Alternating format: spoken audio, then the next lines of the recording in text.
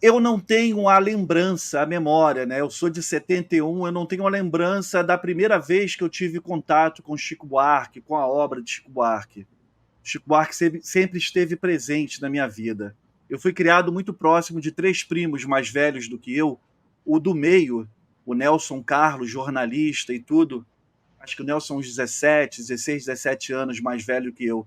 Nos anos 70 ele estava estudando ali e tal, se formou em jornalismo, era muito ativista, de esquerda também, tudo. Óbvio que ele era muito, muito fã de Chico Buarque de Holanda, e foi com ele que eu tomei noção da importância do Chico, da obra do Chico. Mas claro que nos anos 70 eu criança não tinha as referências suficientes para entender a grandiosidade daquelas músicas.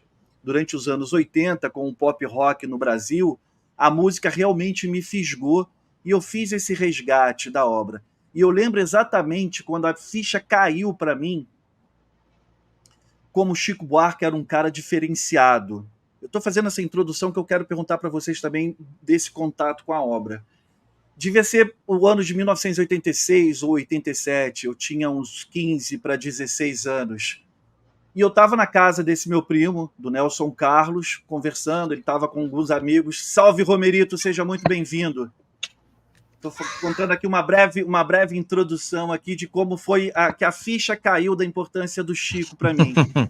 Eu, garoto ali, adolescente, ouvindo ali aqueles jovens adultos falando, conversando, o dealer, que era amigo do meu primo, virou na conversa e falou assim, não, acho que, cara, o Chico, pô, é aquilo, né? Tipo, ninguém nunca falou de saudade na música brasileira de uma forma tão contundente quanto o Chico Buarque de Holanda. Daí ele deu o exemplo da música Faltando um Pedaço. Faltando um Pedaço, não é? Não, Faltando um Pedaço é do Djavan. É Pedaço de Mim, perdão, Pedaço de Mim, que ele canta com a Zizi Posse, né, que ele, dentre alguns versos, ele fala que a saudade é ao revés de um parto, a saudade é arrumar o quarto de um filho que já morreu. E eu, adolescente, quando eu escutei isso, eu falei, puta que pariu, eu já entendi tudo ali, sacou? Aí sim, eu comecei a me debruçar naquelas canções que eu já ouvia muito nos anos 70, só que elas começaram a ter um outro sentido para mim. E foi automático a minha paixão pela obra do Chico Buarque, pelas canções do Chico Buarque, porque eu sempre fui muito ligado às letras das canções. Então eu queria começar pelo nosso convidado aqui de honra. Eu estou muito feliz que o Miguel está aqui com a gente. Eu queria que você me falasse, Miguel, se você tem essa lembrança do contato com o Chico, ou que nem eu, assim, quando é que foi que o Chico passou a fazer sentido para você passou a admirar o Chico Buarque de Holanda?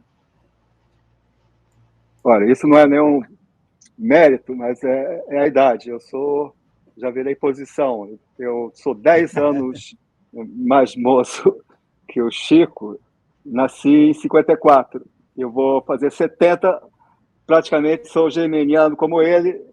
Quando ele fizer 80, eu vou ter feito 70 uma semana antes, 2 semanas antes. Então, legal. Eu tinha... quando a banda estoura, eu segui a banda. Pedro Pedreiro foi um hit nas rádios. Então, a gente ali, 66, 65, 66, começaram a tocar as músicas dele, e as rádios eram bem diferentes na época, e eu sempre ouvi. Eu nasci em Floripa, Florianópolis. Em 64, meus pais foram acusados de subversão, foram presos. Eu, mais 3 irmãos, ficamos literalmente sem pai nem mãe e fomos obrigados a vir para o Rio. A gente chega no Rio em 65 e quando o Chico começa a aparecer... Na época, eu falei de Floripa porque em 64 ainda não tinha TV em Florianópolis. Chegava um sinal de Curitiba, passando por Joinville, você via aquela chuva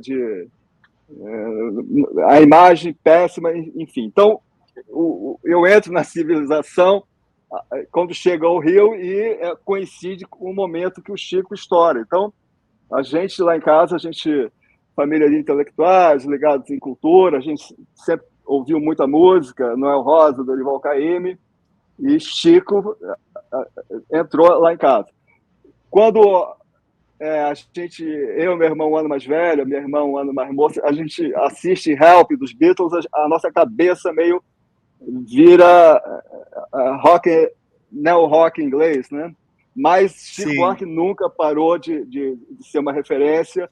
Num certo período, a gente foi mais da turma da Tropicália, Caetano, Gil, Mutantes, mas nunca paramos de ouvir e se impressionar com a riqueza da obra do Chico. Quando o Heitor falou que o Chico é o maior, eu acho que não só do Brasil. Se ele escrevesse em inglês, ele ganharia o Nobel antes do Bob Dylan, porque a obra dele, e não só como compositor, mas escritor também, ele mostrou o quanto ele é capaz também, com os livros que ele lançou mais recentemente, né?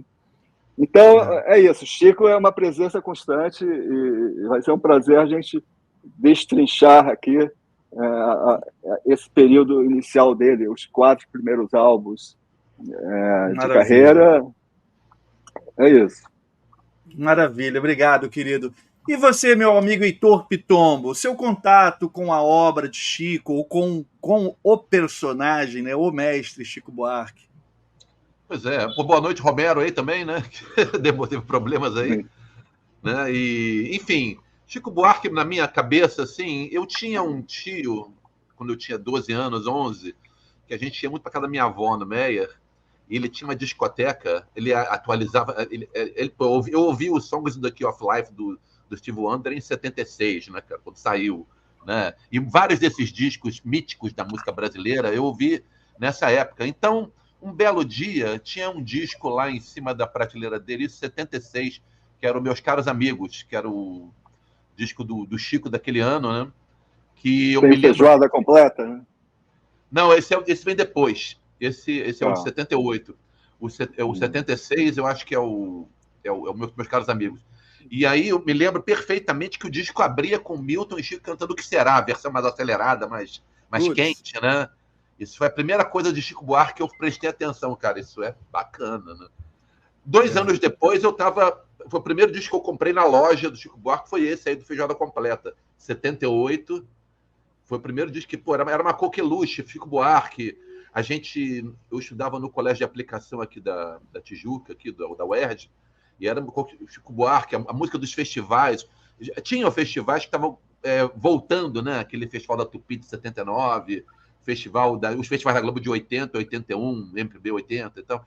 Então, nessa época, assim, era uma efervescência muito grande de música brasileira, né? Pelo menos assim, claro que tinha o rock and roll também, que corria paralelo, mas o rock and roll nesse momento era uma coisa um pouco underground, eu acho, né? Mesmo as grandes bandas, Led Zeppelin, Stones mesmo, Beatles eu acho que não, Beatles eu acho que ele é um patamar acima em termos de popularidade e tal, né? Porque ele atinge outros públicos, né? Mas essas bandas todas, Triunvirá, Uriah Heep, Black Sabbath, Slade, Peter Frampton, assim, tinha milhões de coisas de rock and roll, mas ainda era um universo um pouco mais underground. Eu me lembro que nessa virada dos anos 70 para os 80, MPB era o que havia, cara. Tipo, eu escutava muito aquela Rádio Nacional, Miguel deve se lembrar disso, né? Rádio Nacional, nesse período, FM, da virada dos anos 70 para os 80 aqui do Rio, cara, uma rádio que tocava MPB o tempo todo e, assim, as coisas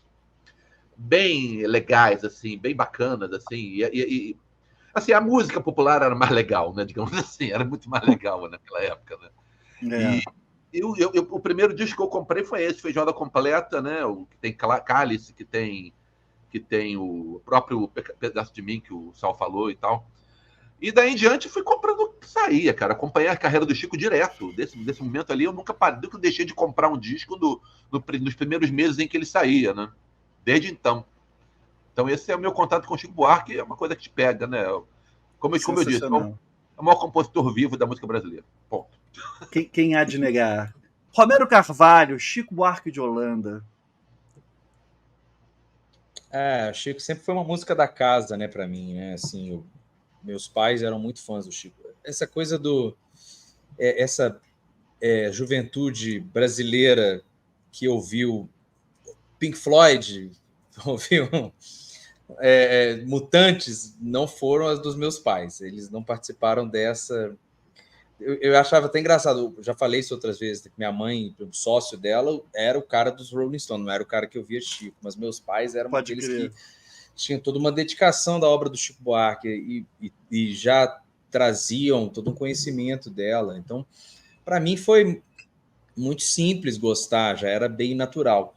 Mesmo na fase da adolescência em que você quer ouvir uma música diferente da dos seus pais, você quer falar que a música dos seus pais é ruim, que ela é coisa de velho e que a sua que é uma música mais legal, eu não tive isso, consegui fazer isso com o Chico, né, especificamente, assim, porque sabia que não tinha nada de ruim ali, né? Ela já me pegava, né? Já me pegava muito, já ouvia muito na adolescência, então que eu passei a escolher os discos que eu queria ouvir do Chico, né? Não era só o que eles estavam ouvindo. Aí eu me apaixonei mais, assim, pelos discos. Até eu estava numa fase de buscar sons psicodélicos. Lógico que aí eu me apaixonei pelo Construção e pelos meus caros amigos também, que ficaram os meus dois favoritos assim por muito tempo. E aí, ao mesmo tempo, a minha mãe, ela tinha uma relação afetiva com os 3 primeiros discos do Chico, dos anos 60, que era assim, avassaladora. Ela sabia cantar todas as canções, numa época que você não tinha Cifra Club, né, para procurar as letras, né? Você não podia, não tinha revistinha ali de violão, não tinha internet. Não tinha internet, sem Wikipedia, sem Discogs, sem nada. Ela sabia tudo desses discos, que ela tinha ouvido muito com uma tia dela, uma tia-avó minha, que essa tia, ela tinha a coleção do Chico. Essa tia era mais careta, né? Então ela tinha o Chico 1, 2, 3 e o Morte e Vida Severino, ou seja, o ano 60 do Chico ela tinha ali completo, assim. Depois, acho que quando o Chico foi gravar o 4, Construção, falou, não, isso aqui já está muito avant-garde para mim já.